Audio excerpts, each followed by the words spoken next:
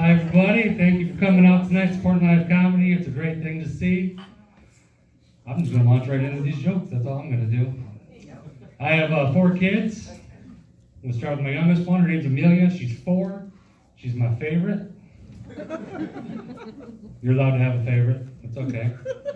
Since Corona, we get to spend a lot of time together. So we have tea parties together a lot. Right? Which is great, but it's actually just me laying on the couch watching Netflix, and she brings me little cups of water and a little pink Peppa Pig tea set. And it's like hashtag totes adorable. I love it.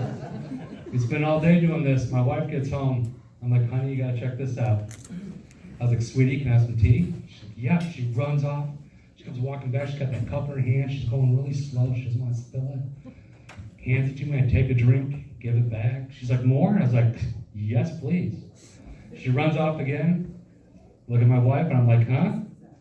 And she's like, this is what you've been doing all day long? I was like, yeah.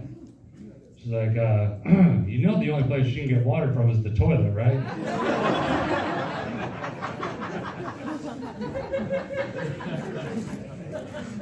I did not know that. My oldest is a girl too, so I've been drinking toilet water for a really long time and didn't even know it. But it did make me happy that we weren't having lemonade, that's for sure. Also explains why the scones were a bit nutty. That's the only reason I do that joke, just for the groans. It's great. It is great. I love it. I have a 7-year-old son. His name is Xavier. He's a very sweet kid, but out of the 3 that are currently in school, he's the only one I've ever had to go to the school for because he was in trouble. It was like week 3.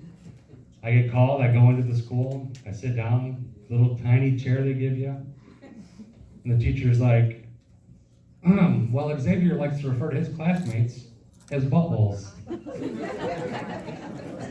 Yeah. I was like, have you seen his classmates? Like half the boys in the class are named Jackson with a different spelling. 3 of them have mohawks. They are buttholes.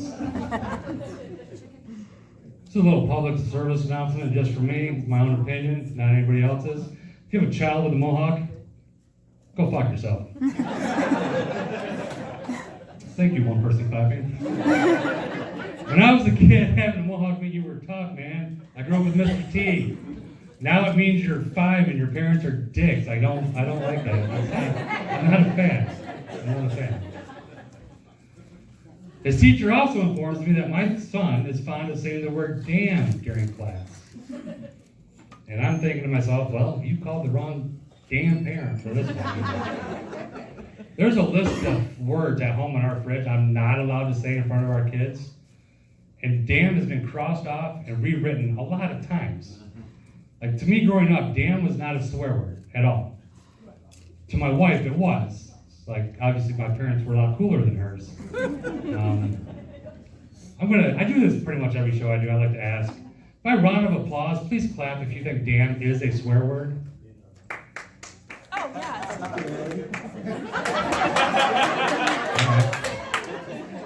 All right. She's sitting right over there, too. I love this.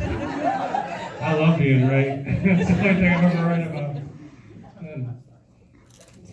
But I realize that my 7-year-old son saying damn repeatedly may not be everybody's favorite cup of toilet water. Like, I get that.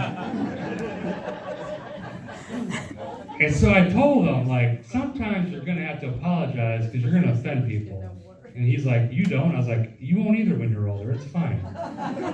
But for right now, you need to. He's heard the fights. He's heard both sides.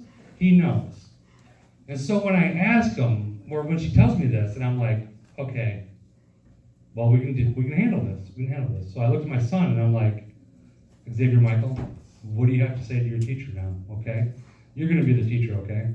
Ma'am, right here. My son stood up, looked his teacher right in the face. He had his hands folded in front of him with a sweet little voice. He's like, my daddy says damn's not a fucking swear word. I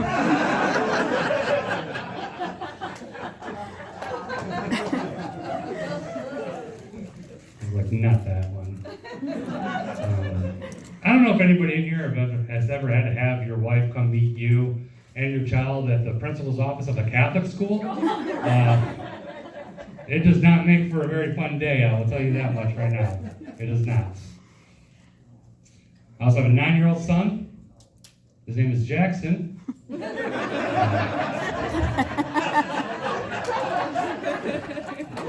It's a traditional spelling and no mohawk, I promise. He's 9, so his mind's a sponge. He's learning a lot.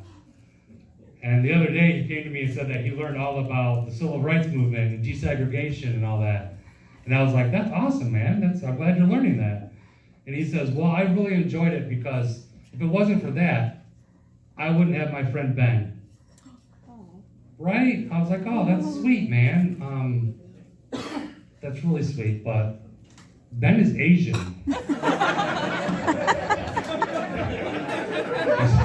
Still learning.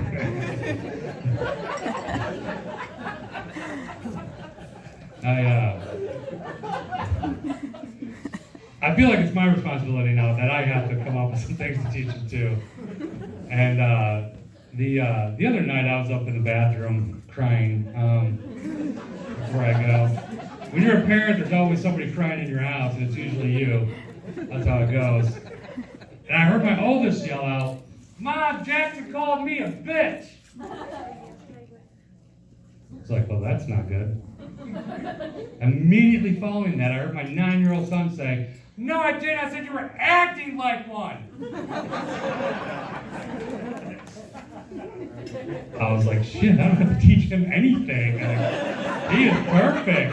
Thank you guys so much. I'm Jared Wynn.